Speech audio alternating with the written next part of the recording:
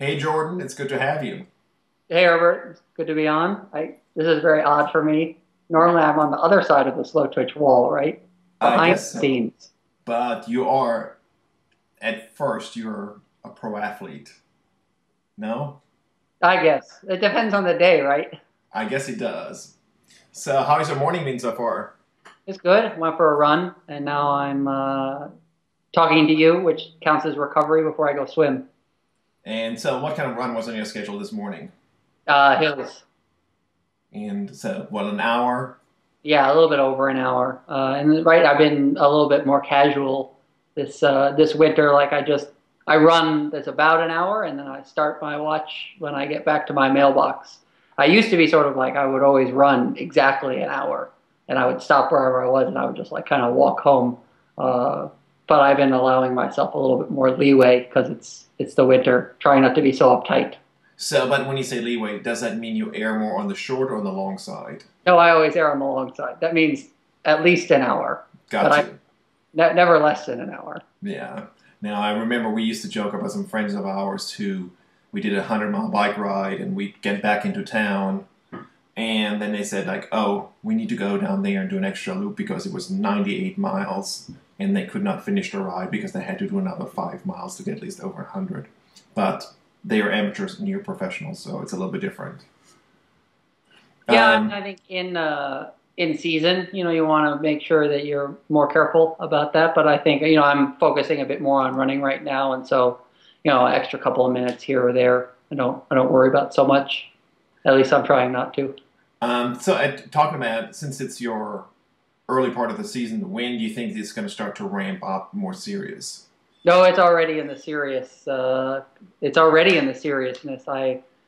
I'm racing in Melbourne, so I'll make my first trip over to Australia, and my first race, unless I can find something sort of local and close, which I don't think I'll be able to do, but you never know. Sometimes there's some of those just sort of amateur races that are close by in California, thankfully. But yeah, so going over racing Ironman Melbourne, the Asia Pacific champs, big points, big money, big competition, all that stuff. So training is pretty full on. When are you heading over to Melbourne?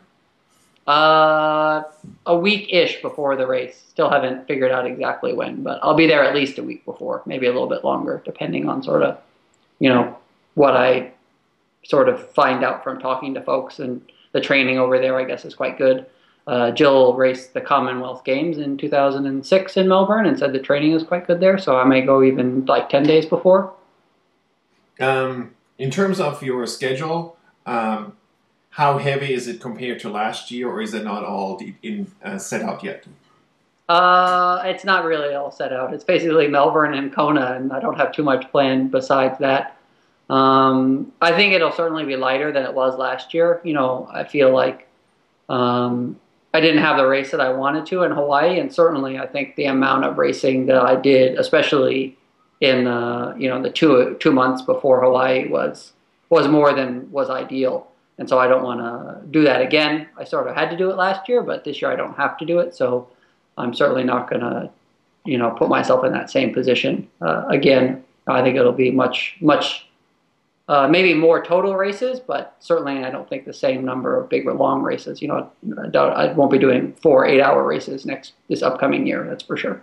Yeah, no, I think in general, sometimes less is more, and I think that may be true in Yeah, that. less is never more. Less is never more, but sometimes enough.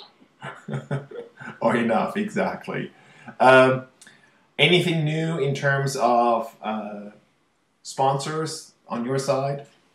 There's some discussions with some companies. Nothing's finalized yet. I think that everybody sort of moves a little bit slower this time of year. I mean, there's nothing sort of imminent, but and from my perspective, there's nothing that I needed to sort of square away. So, I've been able to be a little bit more relaxed and sort of say, okay, what's really the best for both people here. Does it make sense to do something? Does it not make sense to do something? But I hope that I might have some announcements, in the next month or so. But I feel pretty fortunate that I think I'm on a pretty solid footing. Even if nothing had changed from last year. So in that sense, I'm not sort of out there, really beating the bushes, which is a nice place to be in. It allows me to focus on other stuff.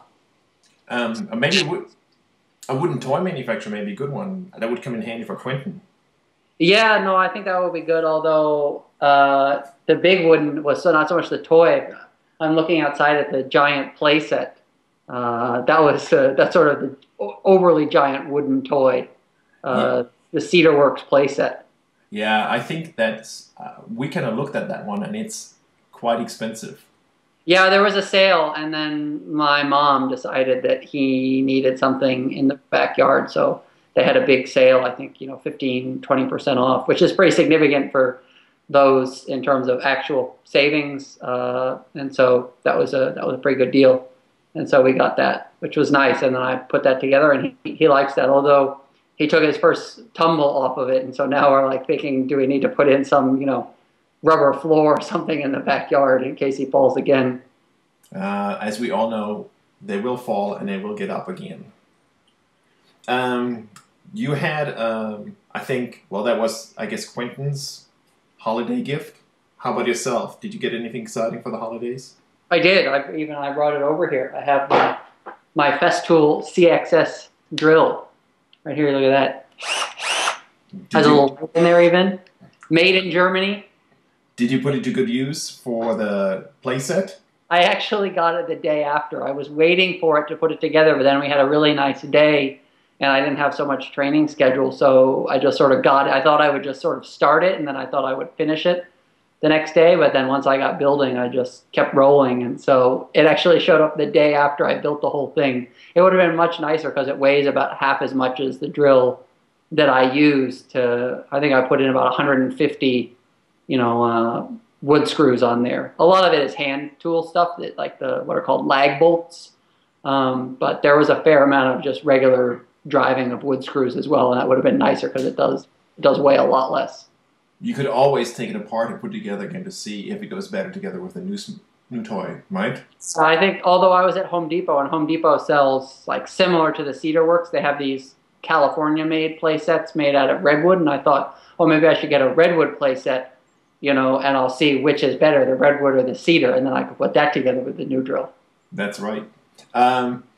In terms of, let's go back to your schedule. In terms with Melbourne, if all goes well, you would obviously have probably enough points in the bag to really kind of keep your schedule fairly open.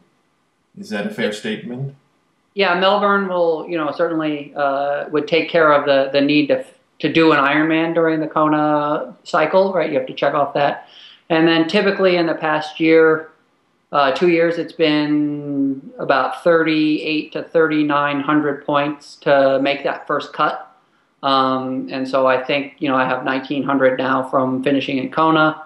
So, I don't only think I think to sort of lock up the Kona spot, I would only really need to finish probably, in the top 7, maybe top 5 in Melbourne. But at the same time, that's not really, I'm not going over there to sort of, oh, it's got a lot of points, so I don't need to have a good finish. I mean, I'm going over there, with the expectation to win, and at the very least, I think I would like to be on the podium.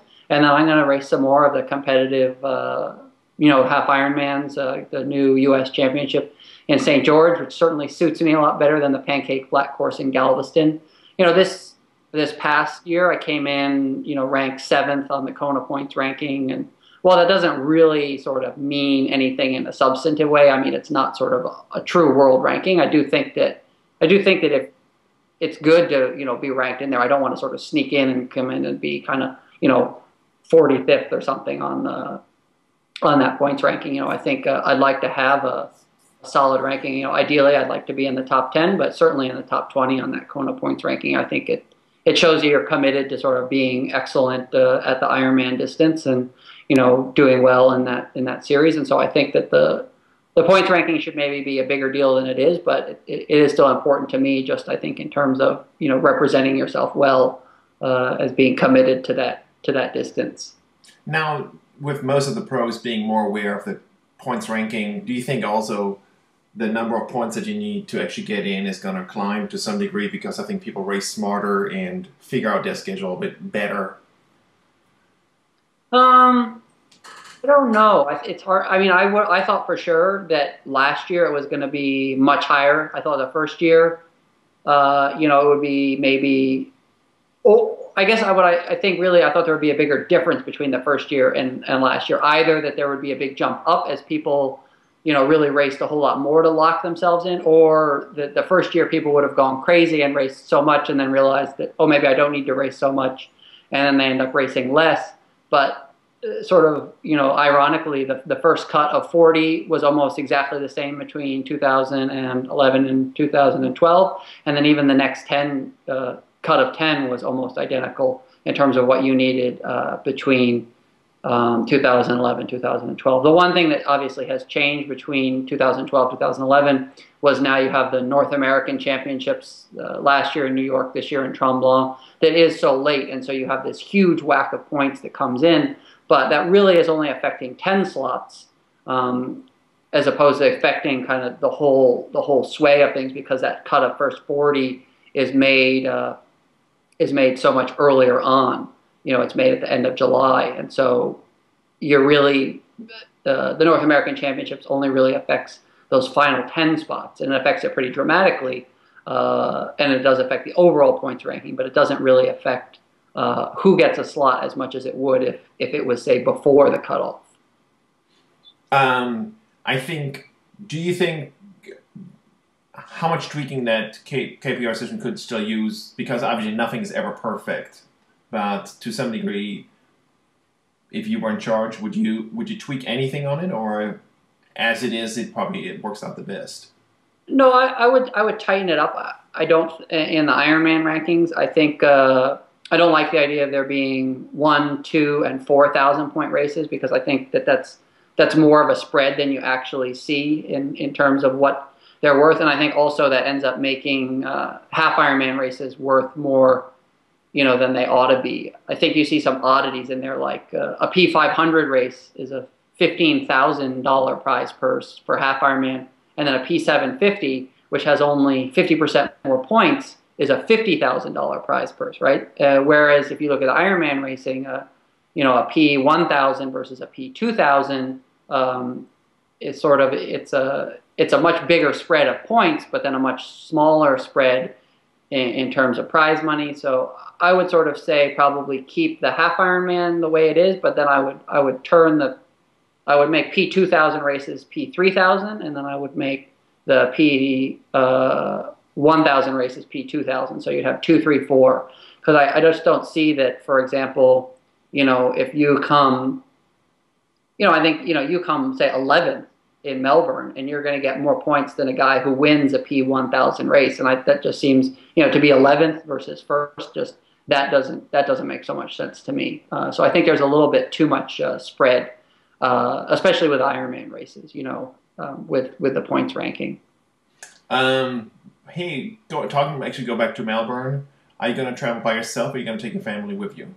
No, I'm going to travel by myself. It'll be just me. I think, obviously, anytime you're going somewhere new, I remember the first year that I went to Abu Dhabi, I traveled by myself, and that was really nice to not sort of have to, to worry about being somewhere new, and then also kind of worry about managing a lot of, sort of other things on top of that. So, ideally, I think Melbourne seems like a great race. It's great timing and all that. So, if it goes well and I like the course and everything, it's certainly a race I would plan to go back to.